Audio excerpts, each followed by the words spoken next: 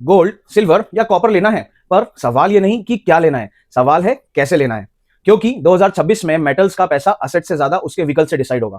Central banks buying कर रहे हैं, ग्रीन एनर्जी मेटल्स की डिमांड एक्सप्लोड हो रही है और रिटेल इन्वेस्टर्स कंफ्यूज हैं। फिजिकल मेटल लूं, ईटीएफ्स लूं या फिर फ्यूचर्स में फास्ट पैसा बनाऊं? तो चलिए तीनों को एकदम क्लियरली कंपेयर करते हैं।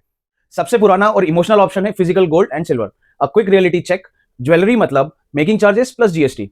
कॉइन्स एंड बार्स का मतलब है स्टोरेज और सेफ्टी इश्यूज। लिक्विडिटी भी स्लो है और ये टैक्स इनएफिशिएंट है।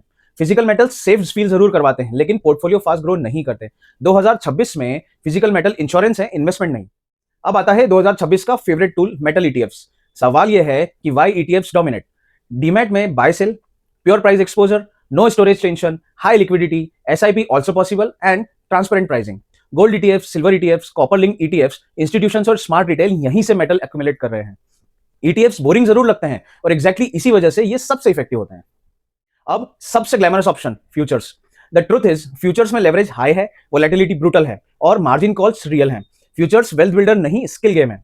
अगर डिसिप्लिन, कैपिटल और एक्सपीरियंस नहीं है तो फ्यूचर्स पोर्टफोलियो डिस्ट्रॉयर बन सकता है।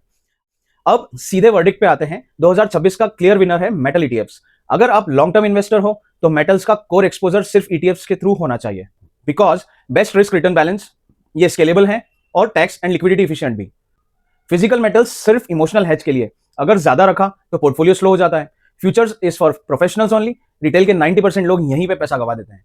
2026 में मेटल का विनर गोल्ड, सिल्वर या कॉपर नहीं होगा, विनर होगा वो इन्वेस्टर जो सही विकल्प चूज करेगा और उस रेस में metal ETFs clear first position पे आते हैं।